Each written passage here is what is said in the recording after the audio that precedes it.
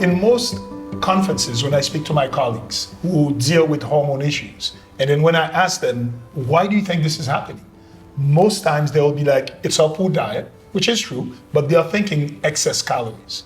They're not thinking what's actually on the food. So what I want us to start seeing is, let's talk about our foods and all the different estrogenics that we get through our foods. So yeah, for sure. Well, I mean, first of all, atrazine is a good segue, right? Because there's a lot of atrazine in a lot of grain products. I'm always skeptical about the grains because number one, they have atrazine. And then the other thing in America, we have a really relaxed idea of mold toxins. In Europe, they're very stringent about regulating how much mold toxin. And the reason I bring up mold here is because one of the chemicals that acts like estrogen in our body is mold toxin. It's called zearalenone, ZEA is an abbreviation. And if you've got foods that have mold, it starts to disrupt your hormones. It starts to act like estrogen. It's an estrogenic. And in Europe, just to really put the hammer down on this, the government regulates the animal feed for how much zearalenone is in there, how much mold toxin. Animal feed, like your horses, your cows. And in America, and of course they regulate the food that humans are eating too in Europe. In America, we don't even regulate the food that humans are eating. Right. And this is a true story. If the levels are too high in the animal feed of mold toxin, they ship it over to America. Guess where it ends up? In our food, in the human food. Yeah. Right. And you had mentioned that in cows, you found they found in studies in the blood over 700,000 nanograms per deciliter of atrazine. Exactly. Wow. So these feedlot cows, they did a study with feedlot cows, just looking at their blood, right? So not looking at the meat necessarily, but I mean the blood's going through the meat. And again, our natural testosterone levels, we're talking like 500 to 1,000, hopefully. Right. Maybe in America, we're going down to like 250. And now we're looking at these cows and you're seeing atrazine at 700,000. Wow. And to remind the public again, we shouldn't consume more than how much? In reality, we shouldn't consume any, but what's the limit? It's hard to say because it builds up in your fat, right? And that's an important point is, let's say you've just got 20 nanograms per deciliter of atrazine, a very low dose by anybody's standards. Well, that's not a toxic dose, but guess what? Maybe after 10 years, if you're doing that every day, if you're having cornflakes every day, but even at 20 nanograms per deciliter, it's gonna start to build up in your fat. Right. And that's a problem for two reasons. Number one, it's in your body. And then number two, it's telling your body to store more fat. These chemicals literally flip on a switch that tells your body to store more fat. And that's an obvious problem because it's harder to lose the weight, especially because they're in your fat cells. That's why males look like pears. A lot of times. More males are. And then, to kind of piggyback off of that, also what most people should consider also is that a fat cell can live up to 10 years. Exactly. They've done atomic bomb studies. People that were exposed to radiation, the average lifespan of a fat cell is 1.5 years. Yes. Right. But they found fat cells that are 10 years old in humans. So these chemicals can persist in your body up to 10 years. Up to 10 years. At least 1.5 years. It's hard to get them out. We'll talk about getting them out later, but atrazine definitely is something to pay attention to. Mold, definitely something to pay attention to. Again, just to put a ribbon on this, mold is mostly found in grains in America, in American food products. So I'm always, again, nervous about grains. You can find good quality stuff in certain situations, but just recognize that's another major source in the food. And then finally, soy, right? I mean, you find soy everywhere. It's a cheap commodity. In America, they've got soy in all the processed foods, so I'm nervous about processed foods. So wait, Doc, one question that I do have that I've read some research on this. There's a limit in how much quantity we can use per chemical, but if there's not an actual limit of how many herbicides, pesticides, insecticides you could use per cropping, if I'm not wrong. Or are there studies in between how those chemicals are interacting with each other? There's not enough studies, there's not enough. Well, let me tell you a few numbers. And in your book, Go ahead. 80 million pounds of atrazine are used in the US. 80 million. Glyphosate, it was 300 million pounds. Think what 80 million or 300 million pounds. Yearly. And it's going up. As you were saying, if it keeps going up like this, in 2050, we're going to be up to what? So 80 million pounds of atrazine, 300 million pounds of glyphosate that are being used on our crops. So this is where we'll talk about organics or not organics or where we go with this.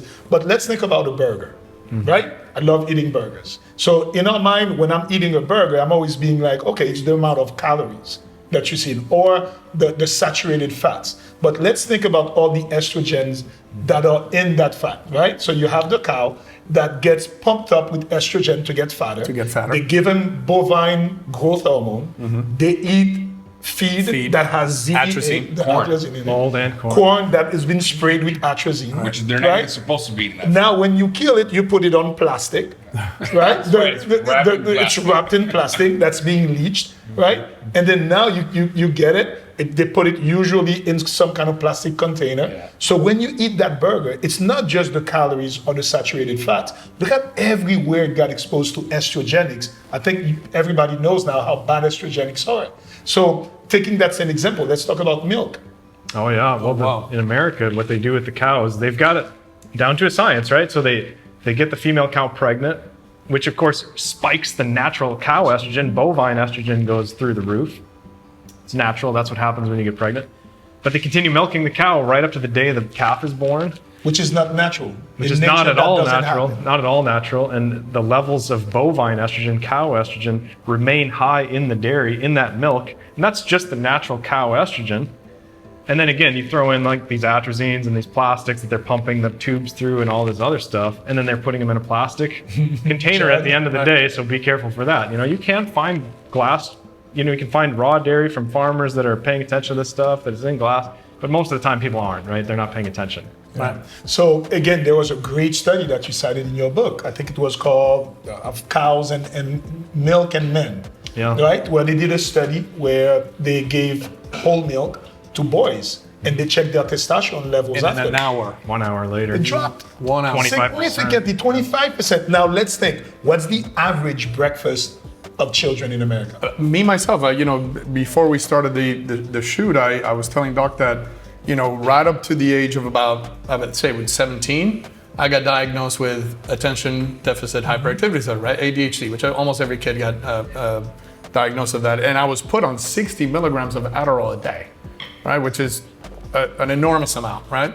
And years prior to that, at the time, and even years later, I mean, I was drinking so much milk, so much, you know, so many corn flakes, and this has a deleterious impact on your mind, on your cognitive function, right? Okay. Not only just your body, but the way that you function mentally. Well, one of the ways I like to think about it is just think about women that are pregnant, right? Their natural estrogen goes way up. What happens? Well, their body stores more fat. I mean, that's a natural thing because our ancestors didn't always have access to food. So you want more fat in case there's a starvation period, then you've got some extra nutrients stored up, the fetus doesn't starve, right? And obviously if you disrupt that, well, you gain weight, right? You tell your body that you're pregnant, you're gonna gain weight. The other thing that happens with women in pregnancy that you see, of course, postpartum depression oftentimes, right? You mess with that natural level of hormone, the natural estrogen system, and boom, you get depression. You get brain changes, right? You actually physically alter the brain, and that's what you see with a lot of these estrogen chemicals. Like even children with higher levels of BPA in their urine, a lot higher depression. Yeah. And children shouldn't have depression. I mean, it's crazy that you can find, you know, major if we can go over your example, again, majority of children in America, their breakfast is milk. Sometimes the parents is like, oh, it's going to be 2% milk. So I'm or soy milk. Yeah, right. So milk in a plastic container with cereals that are grains full of sugar, but not just the sugar, the mycotoxin, the ZA that may be exposed. So you see just at breakfast how much exposure you got to estrogen. And they're not even natural sugars; they're all artificial sugars for the most part. And you know, I always say this. You know, this is kind of how I changed my whole dairy line of thinking. Is, you know, if I offer you a cup of breast milk, you'd probably be like, oh, I'm not drinking that. Yet we're so inclined, or so easily inclined to drink milk from another animal that was really genetically engineered to grow a calf from maybe 100 pounds to 1,000 pounds in about a year. So it's not really something for us, right? And now we're finding out all this other stuff that comes with milk and dairy products that are extremely, extremely deleterious to our health. So, you know, my message to you, and from my personal experience as I gave away dairy products, is be careful, right? And dairy products are not good for you, not only from just a natural perspective, but all the stuff that's added on top of it. So again, I want to do a little sum up of this. So when we talk about EDCs, again, we are a hormone replacement clinic. We focus on reproductive, sexual health, and optimization. But EDCs and estrogenics have a wide range of bad things that can happen. So definitely, it's neurotoxic. So increased risk of depression, anxiety, ADHD, Parkinson's disease, Alzheimer's disease. Yes. 2, metabolic, increased risk of obesity, metabolic syndrome, diabetes, with all those heart disease. 3, psychiatric we talk, reproductive health. Why are we seeing so much The decline. infertility, decrease in sperm count, ED, low T, and in women, early menarche, meaning that we see young girls now start having breast tissue at the age of 6. Yeah. Where do you think that's coming from? Extra estrogen, endometriosis, fibroids, breast cancer. So there's so much that those EDCs cause. We tend to focus on the hormonal side, but we need to talk about all this, then we'll focus because we know we can help. One thing I always say, when you say EDCs can cause cancer, when I was growing up, I think everybody knows toxins can cause cancer, but does that change your day-to-day behavior? I'm always saying cancer is not for me. It's in 30 years. It won't happen to me. Right. But I if live a healthy lifestyle. But if I tell you EDC is going to make you infertile, it's going to make you have low testosterone, going to make you have erectile dysfunction, going to make you have miscarriages. This is more immediate. Yeah. And I feel like the public, once they hear that, they can be like, wow, I need to change my behavior. Yeah. And just to kind of circle back on the soy, because I think it's important. I think you mentioned a study where they measured boys' urine even 7 days after the consumption of a very small amount of soy product, and it was still in their urine. High levels of estrogenics in their urine. Right? Yeah. Oh yeah. Well, and people should recognize too, if you ferment soy, it's okay. The fermentation breaks down the estrogen in soy. So that's an important variable because sometimes people say, well, what about soy sauce? What about natto or whatever fermented products? But yeah, I mean, soy in general, again, everybody agrees it acts like estrogen. And so you throw in the atrazine, you throw in the plastics, you throw in soy, right? Like there's just so many coming at us. And this toxicity thing in the cancer, I want to circle back to that because there's this idea in American science that it's called toxicology, right? What's the level of a chemical that starts killing cells? That's basically how we measure toxicity. So you have cells growing in a plastic dish, by the way. And I used to do stem cell research. If you take stem cells out and you put them in a plastic dish, you literally kill about 80% of them. Wow. So you're starting out with only about 20% of the cells, and those are the cells that are resistant to estrogen because you're putting them in plastic. But let's pretend that's not happening. Wow. So let's pretend, so you've got cells growing in a dish, and again, these are resistant to estrogen already, but they're growing in a dish. You put BPA in there, all right? It doesn't kill the cells. You put more BPA, you put more, and you do a graph. You find out what's the level that this is killing the cells at, and it takes a lot of BPA to kill cells, so it's not that toxic, right? And that's what scientists will say, and a lot of people will say that. They'll say, oh, it's not really that toxic. Well, problem is it's disrupting your hormones. I'm not just talking about cancer. I'm not talking about toxicity. We're talking about hormone disruption, which is on the rise. And they're not quantifying that. They're not quantifying it in the system. They're just quantifying it on cells. And this is true of all these chemicals. Atrazine, same thing. Not very toxic. Right. And this is because it tricks your body. Your cells think it's estrogen. Your cells are like, oh, this is cool. It's just estrogen. Yeah, and I think that what you're, for our viewers, in terms of toxicology, yeah, sure. It might not kill you, but if it's disrupting your hormones, I mean, that's a deep impact in your quality of life. Exactly. Right? So you might not be dying, but you're living a crappy life. Exactly. Right? Well, and it gets worse because let's say you're just studying BPA in that plastic dish and looking at cells dying, and it's not that.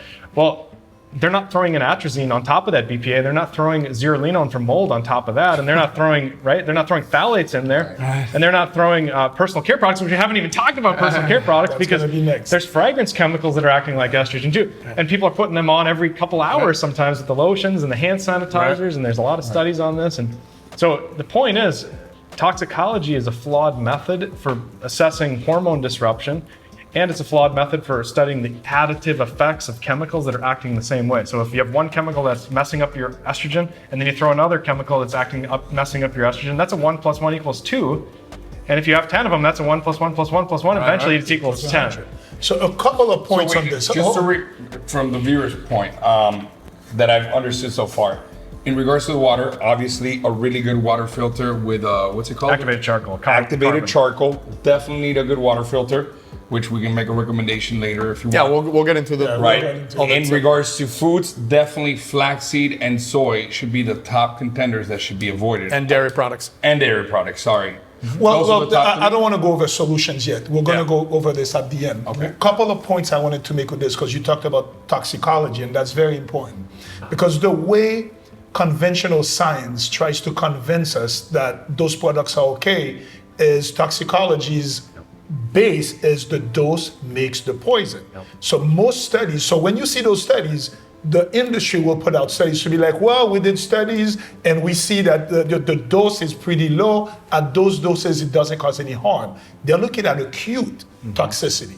And the dose, yes, the dose may not be high enough to cause acute toxicity, but the accumulation and the cumulative effect is different. And point number two, there was a great study, and I know you cited that in your book. I'm going to keep citing your book, that the cocktail effect of those toxins. So yes, if you do a study and you just put BPA, the dose is going to be different. But once you put BPA, you put phthalates, you put at low dose, the studies are very strong. They did a study out of Europe, again you cited in your book, where they checked each one chemical at a low dose, and they're like, okay, the organism didn't have any problem, the cells was able to survive. But they took very low dose of different chemicals. Once they added it, the synergistic effect is way more. So 1 + 1 + 1 doesn't become 3. 1 + 1 + 1 becomes 10. Sometimes. So the cocktail effect is something that first, we can't measure it. We can just see like, wow, there is something. The dose is not what makes the poison. The chemical is what is the poison. Yeah.